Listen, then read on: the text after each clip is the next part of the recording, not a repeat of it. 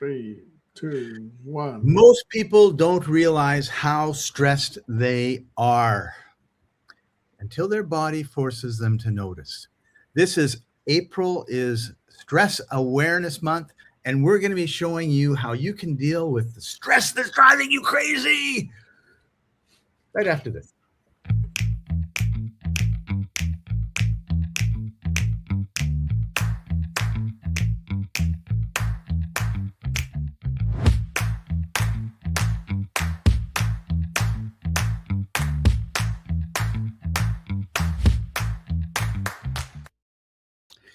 All right, welcome. This is the Life Enthusiast Health Shots podcast, restoring vitality to you and the planet. I'm your co-host, Scott Paton. Joining us, as usual, Martin Patella, founder of Life Enthusiast and health engineer. How are you doing today, Martin? I'm actually on the mend. Remember how I told you that I became somewhat stress-induced, debilitated, and I think I have turned the corner and I'm starting to get better. Awesome. Which is amazing because, of course, even the guy who knows what to do sometimes does not follow his own advice. Right. And I think, Martin, that there's a really important lesson in that because, so for you, just to give a little backstory, Martin and I were chatting yesterday and he said, "Whoa, look at this."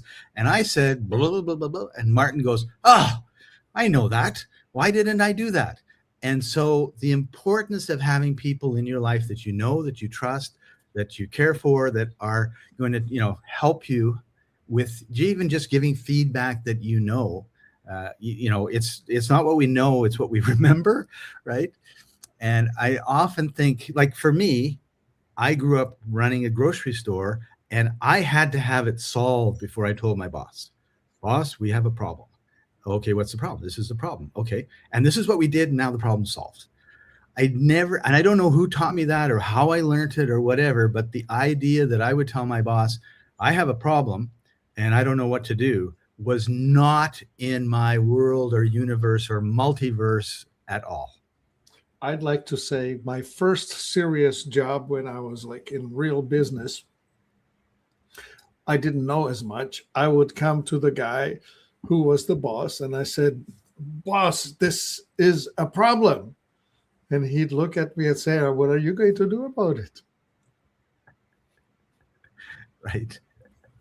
Oh, dear.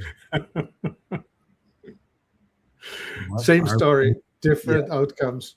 But right. It was an important lesson.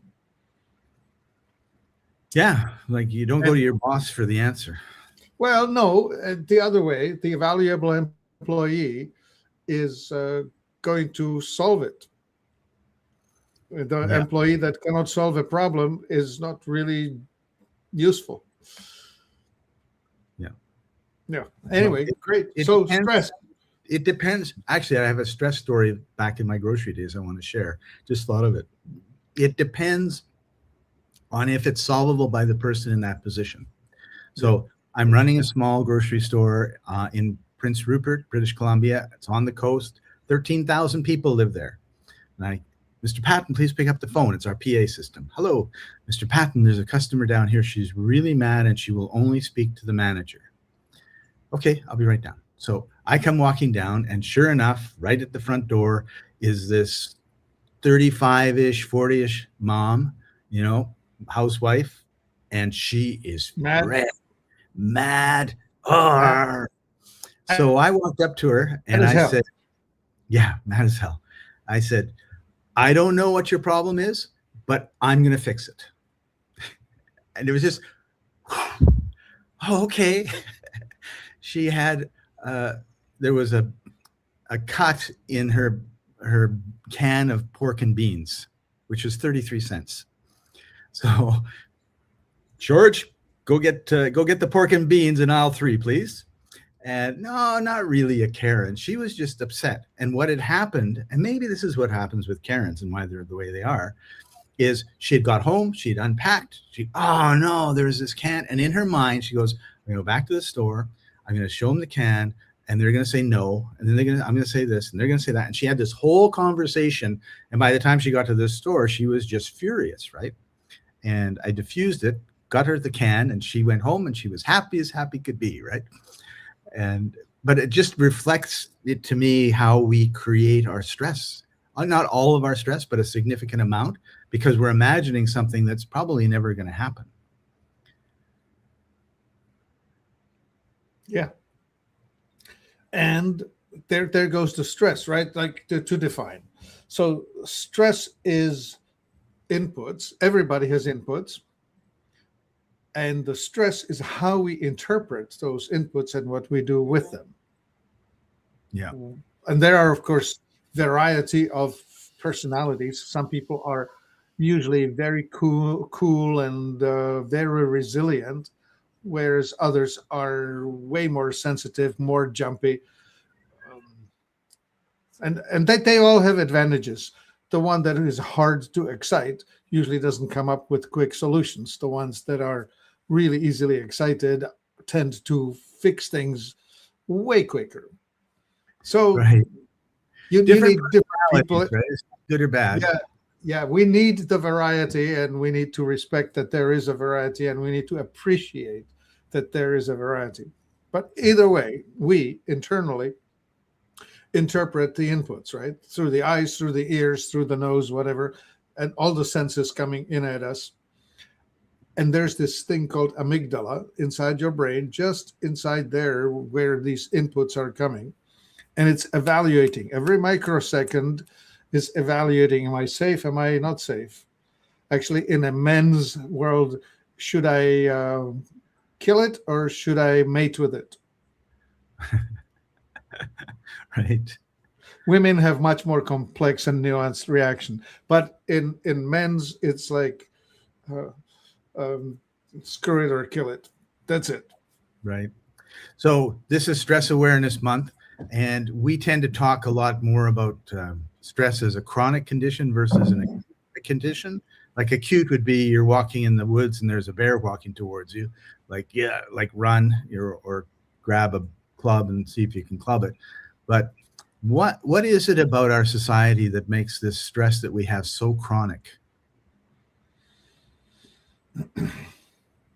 Yeah, I think it has to do with the expectations that we put on ourselves. Like we have this important wishes. I would like to be in control. I would like to be appreciated or not judged. And I would like to feel safe. George says pride. And so I would be thinking about pride in terms of keeping up with the Joneses. Yeah. I want to matter, right? Work harder and get a 60-inch TV. Yeah, like we could analyze just about every tweet that's coming out of any one person's tweet account and interpret what they felt like when they attacked somebody else. Because when they attack somebody else, like when they call you weak, they probably are afraid of being found to be weak. When they call you a loser, they are afraid of being found out in a loser position. Yeah, it's a sort of what someone accuses you of is usually what they're guilty of. Or at least what they're afraid of being seen as. Right. Yeah. And then we also have input overwhelm. Like if you even go back 100 years, say, let's go back a little bit, like before the World Wars.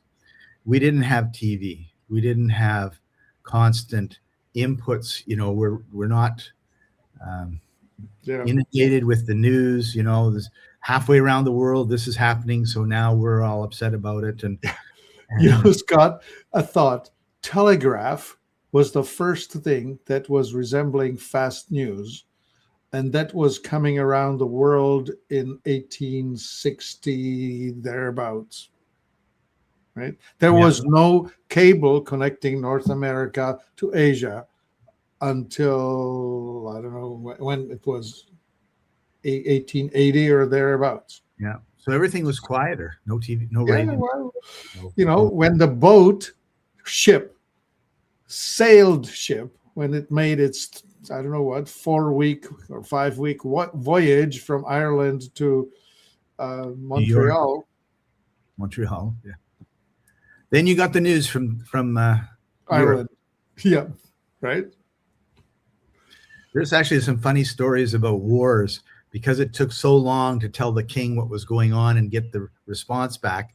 Oftentimes, the generals in the field would sort of ask the question and everything else, send it off, knowing it's 3 weeks before they get an answer, and then go do what they wanted. And then have a news story for the king when the response came back from the courier.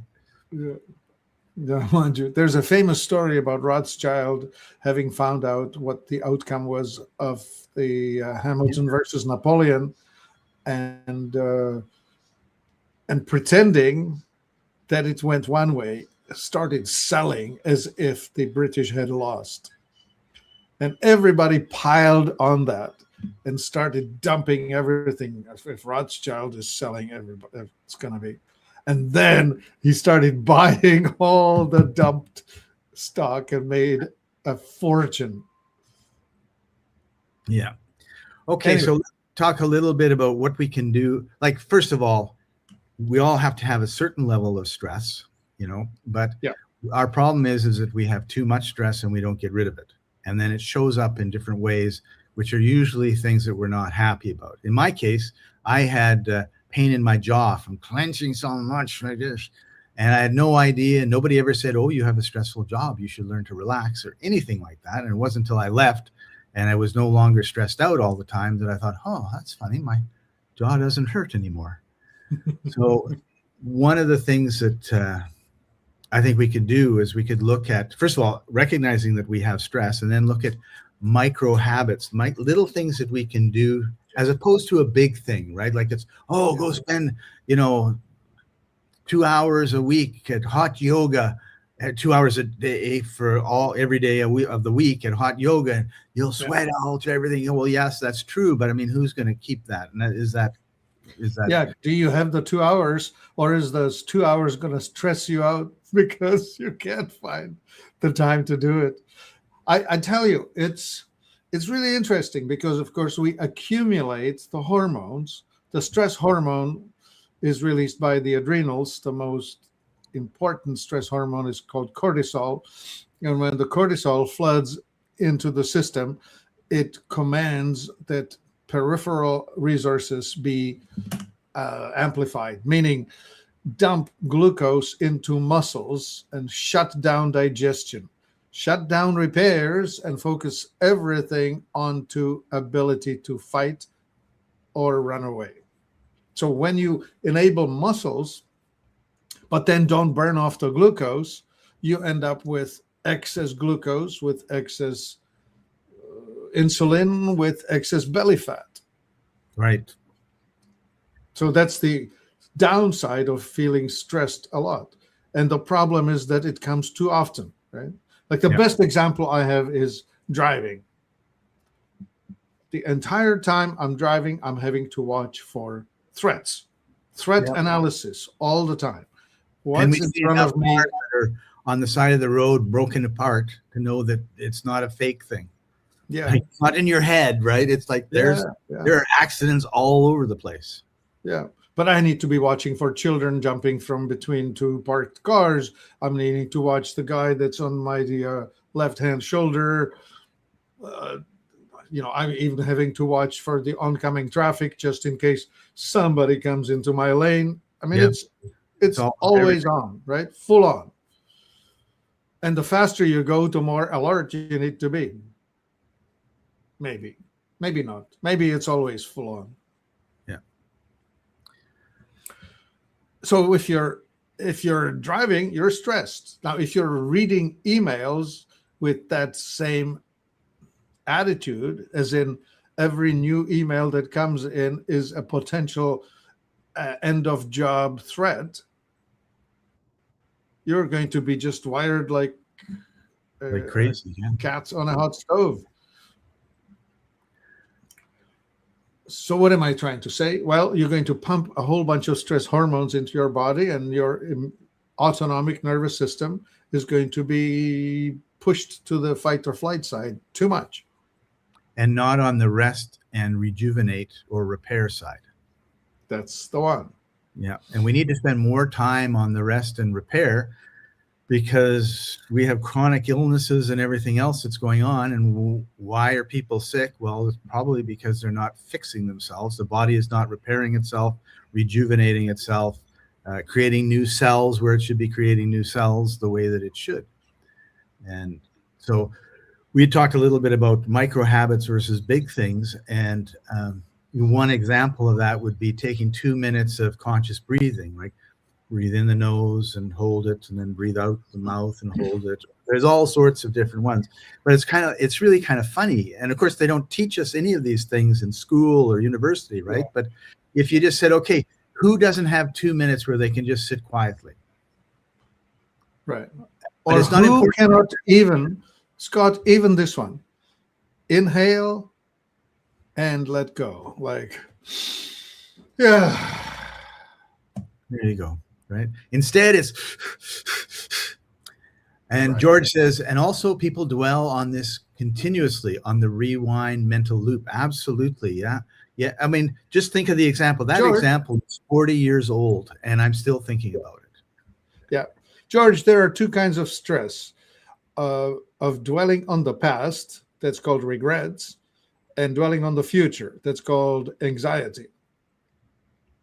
Either way, you're not in the now. You're not in the present. The only thing you can do anything about is the next move, the next breath, the next word, the next whatever you do. And yet, there you are reliving your past with, I should have this, shouldn't have that. Or you're dwelling somewhere in the future, imagining, catastrophizing the possibilities. Yeah. And if we're imagining the future, and we could have a choice where we imagine the bad things that are happening, or we could imagine good things that are happening. And that's the same process. Yeah, it's the same process, and it'll have a huge difference on your life.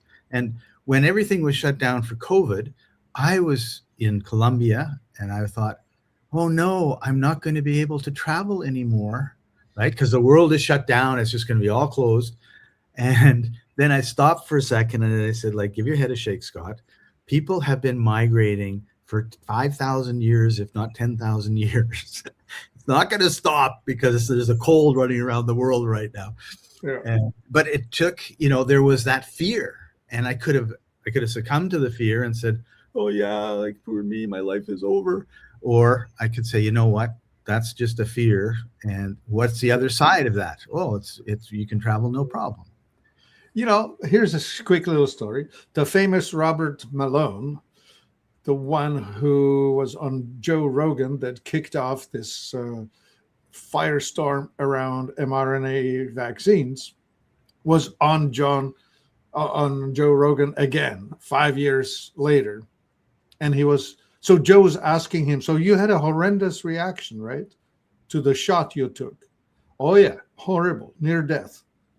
Why did you take the shot? I called the people in the research who assured me that everything's going to be fine.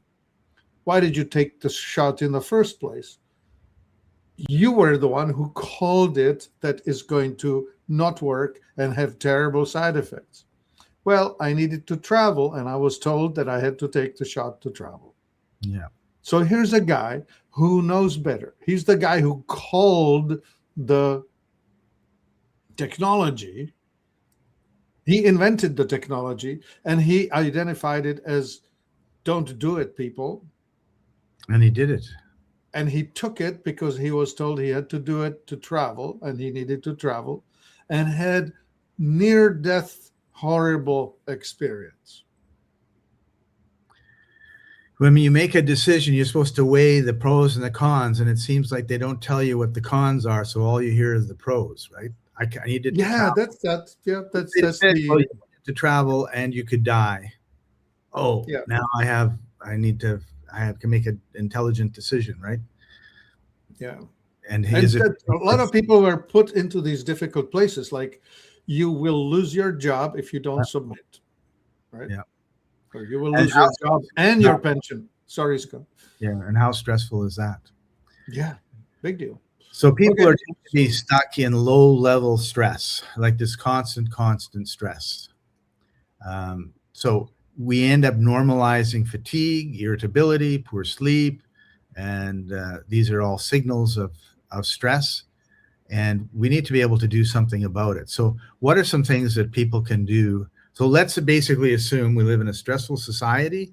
Most of us are not sitting by a lake, fishing Yeah. or just watching the birds and the bees. So what, for those of us that are living the typical Yeah. American lifestyle, what are some of the things that we can do?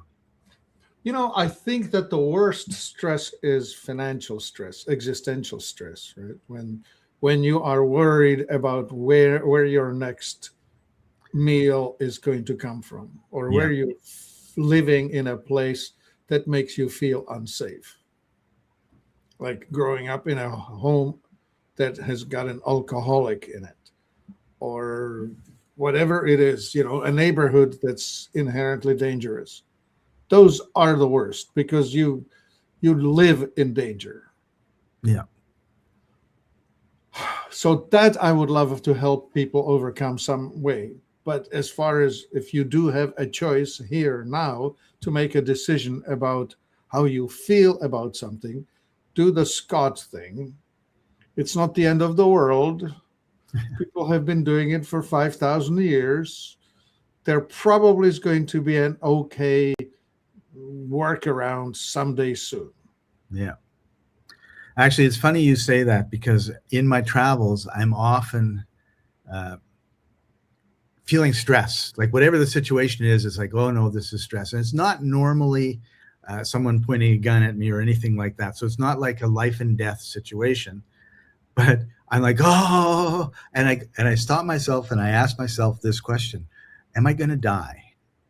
And if the answer is no, it's like, oh, okay, well, I think I can deal with it then. I don't know how, and it's really funny because it's like you get into a taxi. It's at night, and you don't know the city. You don't know where you're going. Is he taking you the right way? You're going through a neighborhood. You're going through a bad neighborhood. You're going through a nice neighborhood. You're going through a bad neighborhood. Oh, this is nice. Oh, this is bad. Oh, this is nice. This is bad. And, and I just go like, there's millions of people that have got on taxis in this city in the last year, and pretty much every one of them made it to their destination okay. So I'm probably going to be okay. And I end up talking to myself. What you just did was an example of living in the future, where you are evaluating your environment and interpreting if this is the destination, what you're going to do, right? Like you're always checking safe, not safe, safe, not safe. That's classic. We are like that, right? Like if I'm a hunter walking through savannah, I really need to be worried about lions, elephants, and who knows what else, because it could cost me my life. Yeah. So I need to be paying attention. I have a friend that likes to hunt. And so he was out in the woods with his dad, and they were hunting for a deer or something. And his dad is up on the ridge, and he's down in the valley, and the deer is somewhere ahead of them. And they're creeping along. He looks up at his dad, and he looks behind his dad, and about 50 feet behind his dad is a black bear following his dad. Like, Dad, there's a bear behind you. Like, I'll take a look and decide what to do, right? So yeah, and of course, like we don't want to say stress is bad, because there are times when it saves your life and it's really important. The problem is when you have chronic stress and you don't have a chance to rest and repair, you're going to have some real problems. And so one of the things I think people should do. So let's talk about the interpretation. So there's damn it. We have about 1 millisecond delay, and I think you're finished talking and you're not. Anyway, I was just visualizing the red light flashing in the rear view of my car. And I'm thinking, what is it? What is it? Do I need to pull over? Have I done something? Am I the one who's being pulled over?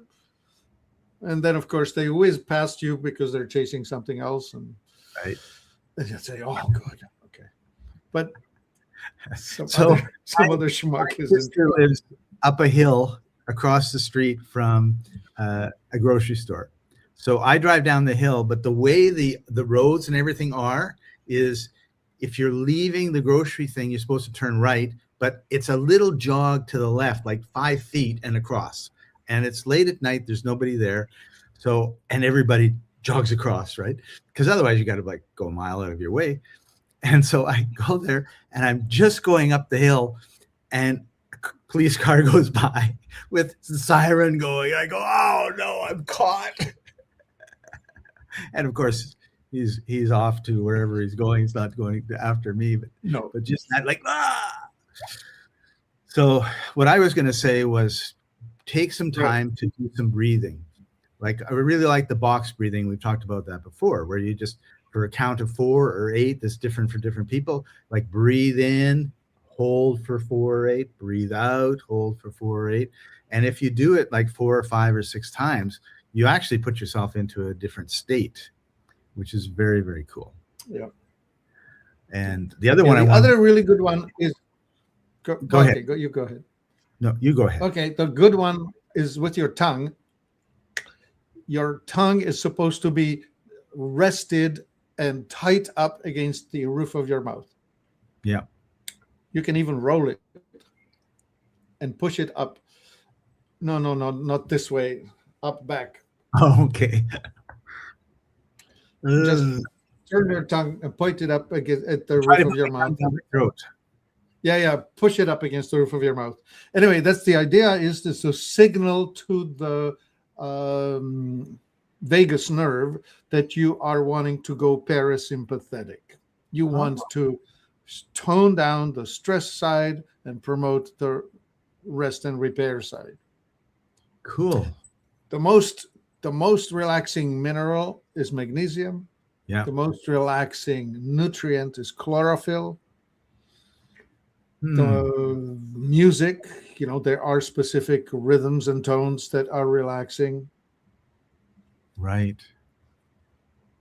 Dragging your fingernails on the blackboard is not relaxing for most people. That drives me crazy. Anyway, all choices, right? Yeah. So let's talk about a magnesium gel that we have. This would be a good time to talk about that. Sure. And I'm just going to bring it up on the screen here.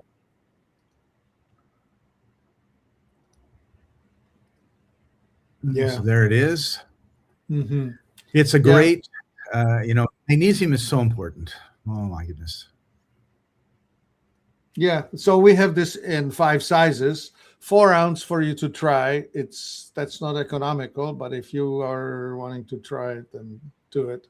Then the bigger size is 12 ounce, and then we have a half gallon and a gallon. That's for the committed people. Anyway, we have this magnesium liquid form in plain magnesium oil, in gel with aloe, oil with aloe. The aloe is added as a diluting agent to make the thing feel nicer on the skin. So you can put the gel on your skin. Can you put it like in a bath and soak in it? You can. If you want something more economical, buy the straight crystal, magnesium crystal. We have it in the same brand under the magnesium title. Would make more sense, wouldn't it? Right. You don't have to ship the water around. All you need to ship around is the crystal. Cool. But this is convenient, easily put on. I use this thing as my deodorant, if you can believe, because magnesium will effectively disable the bacteria that live in your armpits that would cause the smells. Okay. So when you put magnesium on, like, how does it cause us to relax?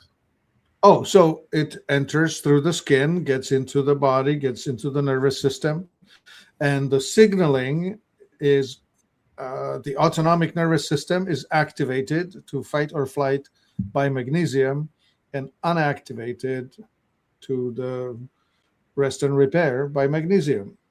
Oh, okay. There you have it. Like, so it'll put you gas, the other one's the brake. This is the brake. This is the brake. It'll put you into that rest and repair segment. Awesome. What if I wanted to eat it, like Sure. Tons of capsules down my throat. Well, if you overdo it, you will cause a bowel flush. Magnesium activates the elimination system. So if you take enough magnesium, you will cause it all to come out very fast. Most people hit that at around 500-600 milligrams of magnesium. So this thing, that would be about a teaspoon.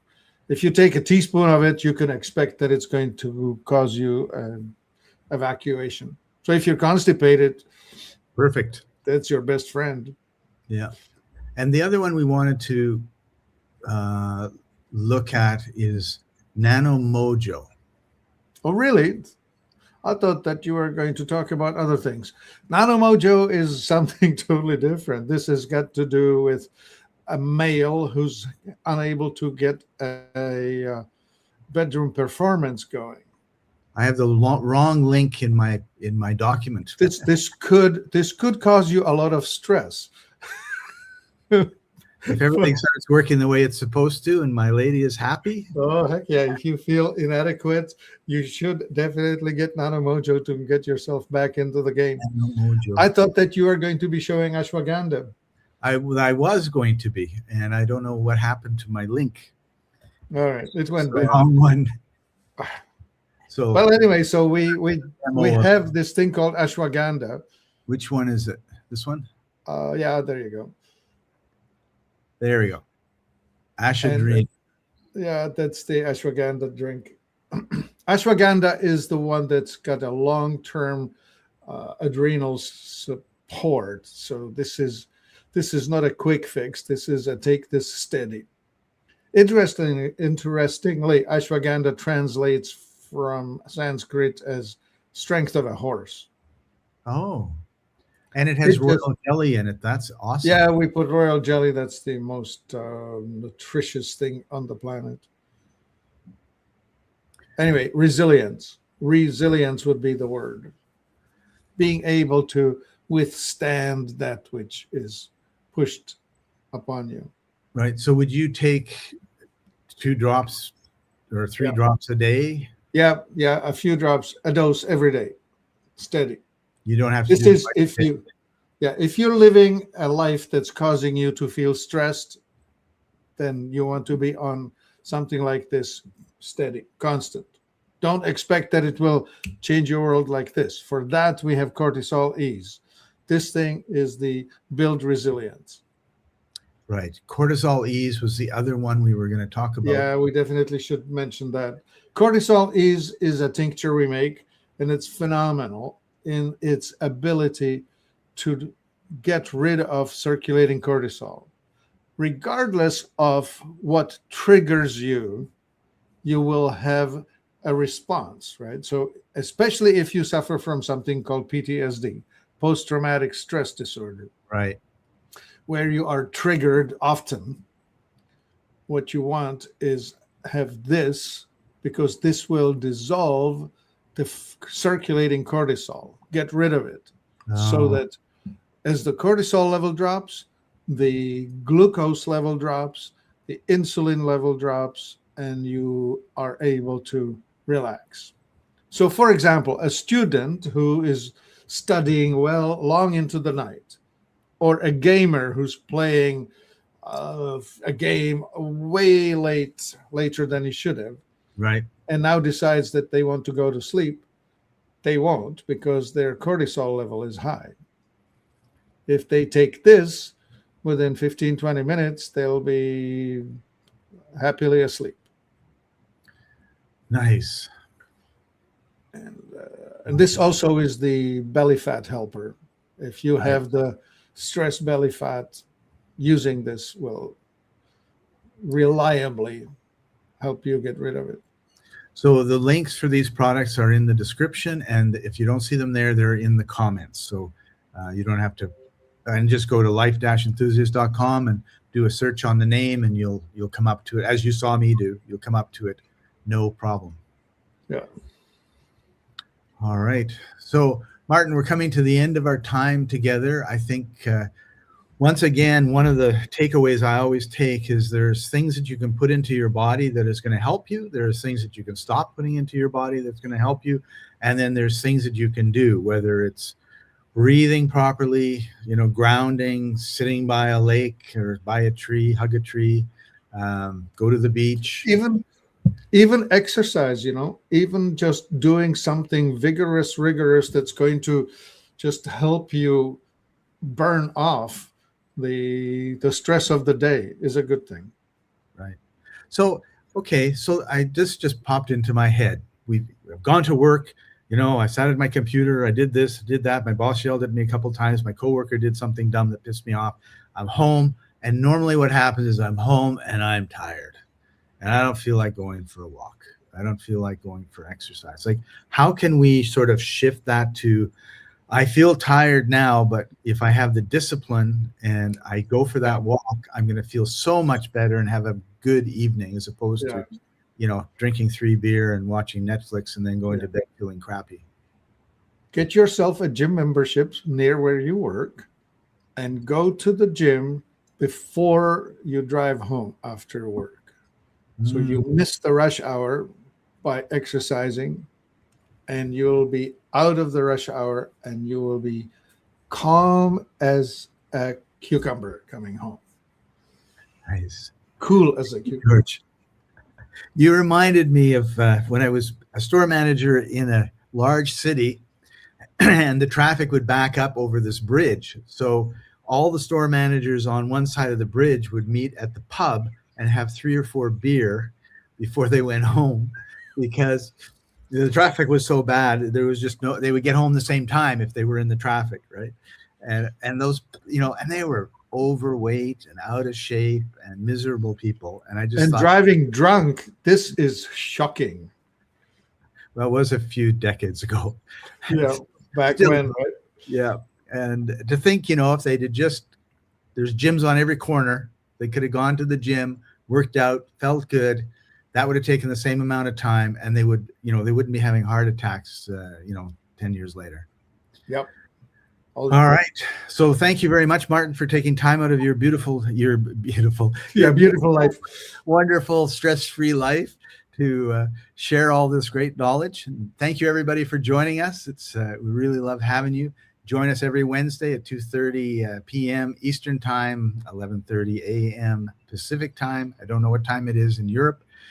But if you feel like you've got some value out of this, please hit the like button or the love button. And there it is. How good timing, John.